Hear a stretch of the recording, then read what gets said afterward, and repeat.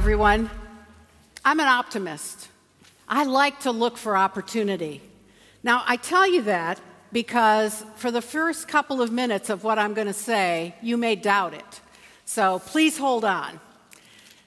You know, I don't know whether I missed the phone call where we divided up the responsibilities or whether I just drew the short straw, because I usually get to talk about the people. But in this case, I drew the technology. So I'm going to talk with you. My goal today is to talk about how technology is going to change the nature of knowledge work. I'm going to focus on that. How will value that we've created in our minds, often value we've imbued with creativity, with innovation, how will that fare when it's confronted with the new technologies? Or put it more simply, what will knowledge workers do? Here's the answer. Less and less and less. The bottom line, the technology we're discussing in this conference is going to transform, that's the polite or politically correct word, or I would say virtually eliminate. That's probably closer to the truth. The careers that most of you and I currently pursue. Now, as I speak, I make the assumption that most of you are, in some way, knowledge workers. That is, you create value with your mind. If you're a craftsman, an artist, a musician, you may be a little safer. I know a lot of you out there who are knowledge workers are thinking, yes, but I'm also a craftsman. Lawyers, businessmen, business executives, academicians, consultants. As professionals, we all like to think we practice a fine craft, just as surely as any artist. Well, perhaps today, the processes we follow have been shrouded in mystery, learned through apprenticeship, protected by guilds. But just as machines inexorably took over the highest and the lowest kinds of manufacturing in the past century, that same trend is going to impact us today. Machines will begin to take over much of the knowledge work that you and I do today. Several decades ago, Peter Drucker said, "The most important, and indeed the truly unique contribution of management in the 20th century was the 50-fold increase in the productivity of manual workers in manufacturing. The most important contribution management needs to make in the 21st century is similarly to increase the productivity of knowledge work and the knowledge worker." From my work in this area, I would say we are well on our way to meeting Peter's challenge. And in fact, perhaps even going beyond what he envisioned. The technologies we're discussing today, you can call them increasingly capable machines, will not only make human knowledge work more productive, but in many tasks, they're going to displace it. Machines have or soon will gain the ability to accomplish a lot of what you and I do today, faster, cheaper, and better. They will extend the scarce services that we provide and for which we reap attractive compensation to a broader market and set of users at a cost proposition that most of us either can't match or wouldn't choose to match.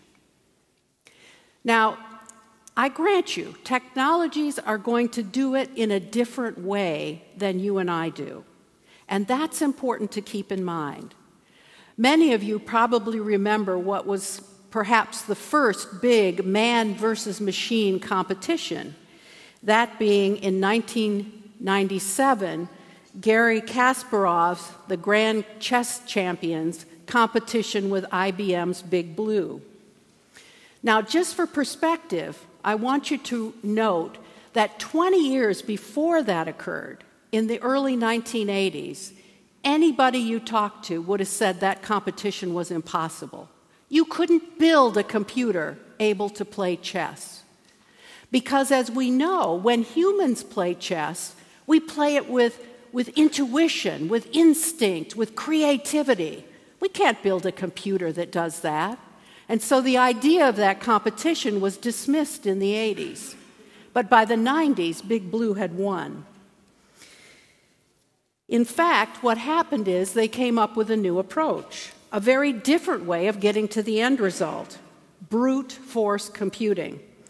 And in a game of human creativity and intuition versus the machine's ability to systematically evaluate 200 million possible moves on a chessboard every second, the winner was brute computing. This same pattern, this same idea of finding different approaches to get to the same end, the same kind of end that you and I might be able to achieve through intuition, creativity, experience, is going to be repeated in task after task. What we humans do and the reasons we're paid the big bucks is going to be done using algorithms and computing power. Now, Andrew McAfee has suggested that it will be a partnership between man and machine, and I agree with that, certainly in the near term. Certainly in the near term. But I don't want to develop a false sense of security. The boundary is going to continue to shift, and that partnership will shift over time. To understand why, think about knowledge work and try to break it down into the components. In my work, I identify 6. The first is to share or disseminate expertise. That's a fundamental component of most professional work. We teach, whether we're academicians, whether we're doctors, lawyers, business professionals, communicating and sharing information is part of what we do. I think we can all readily accept that machines are going to be able to do a lot of that. A second part of knowledge work is to create new expertise. I like to think that's part of what I do. It's studying events and behaviors. It's detecting patterns and trying to draw insights out of the patterns that we see, sensing, discerning. But I've got to face it. Thanks to big data and data analytics and predictive analytics, machines are becoming pretty good at this. As good, perhaps, as I am, or in the future, perhaps better. The third component of knowledge work is to organize information in useful ways, appropriate ways. And lots of people today do that. Software developers, accountants, writers.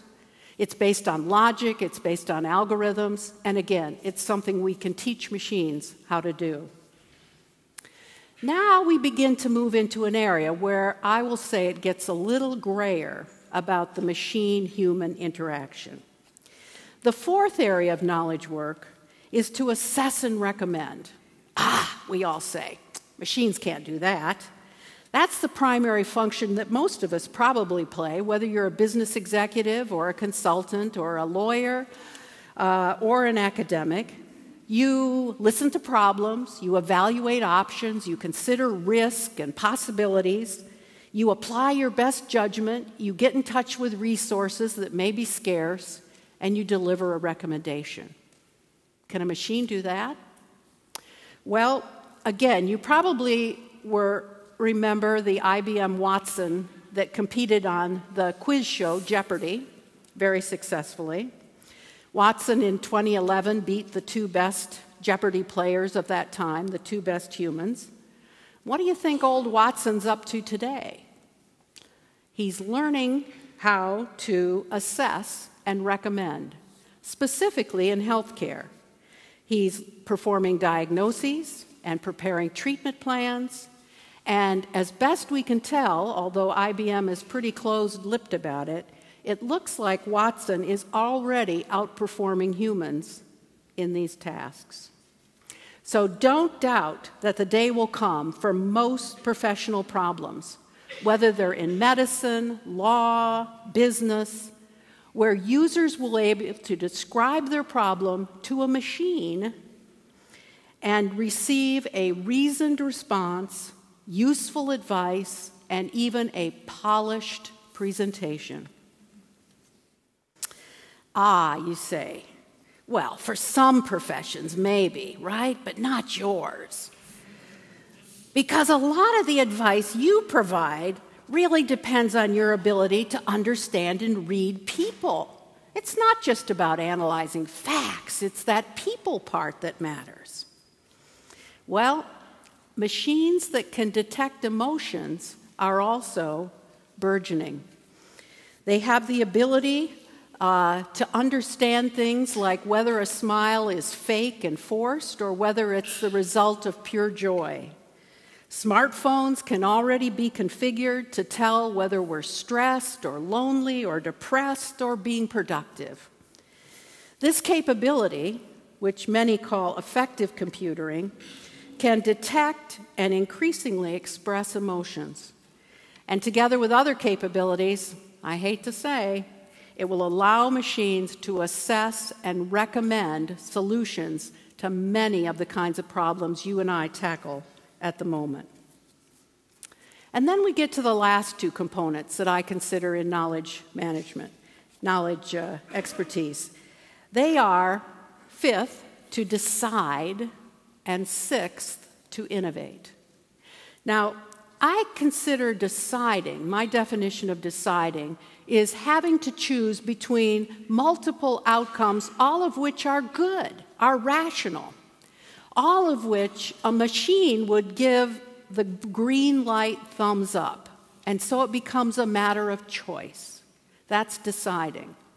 And innovating, I define as bringing together two ideas that have never before been combined in ways that have commercial value.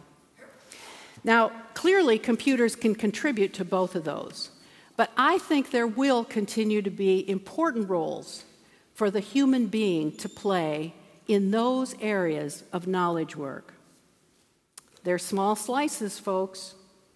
In broad areas of knowledge work over this century, machines are going to steadily erode the advantages that people have in performing many of the tasks that we associate with knowledge work. Okay, there's the bad part. Now, let me say a couple of optimistic things before I close. First, I do think several things will happen that will preserve some elements of human knowledge work. First, as demand grows, the need for that human slice in things like deciding and innovating will increase in frequency. There'll be more opportunities to do it, and we'll engage more people in the deciding and innovating functions.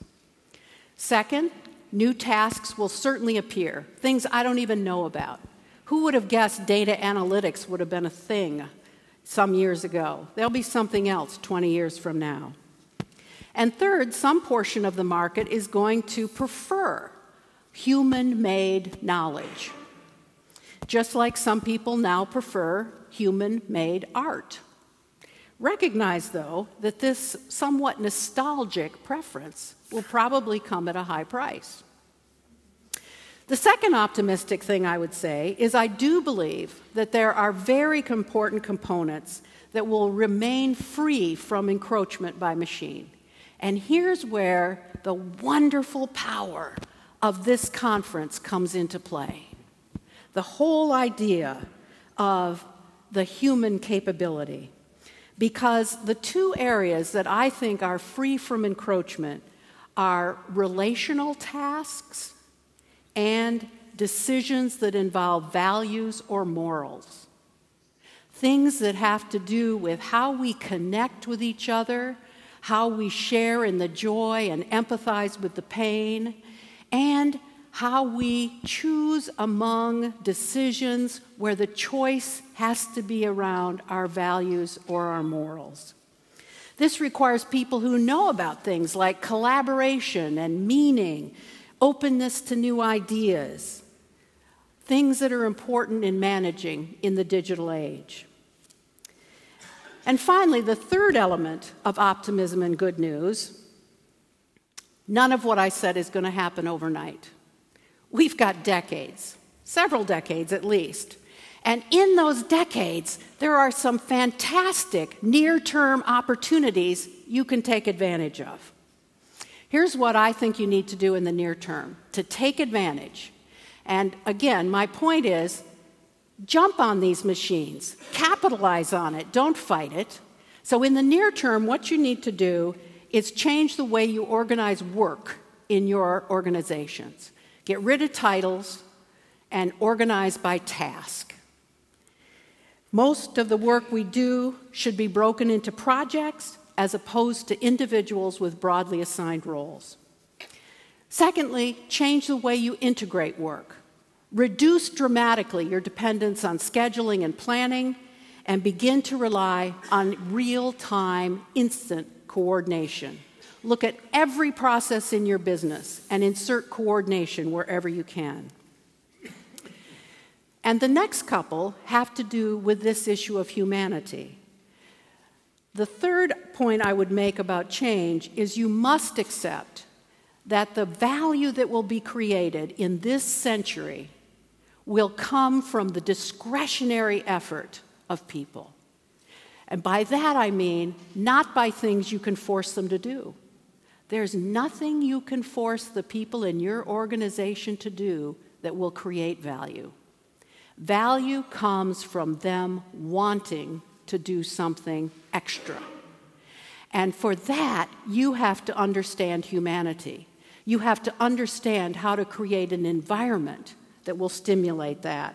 I know my colleagues on the panel are going to tell you how.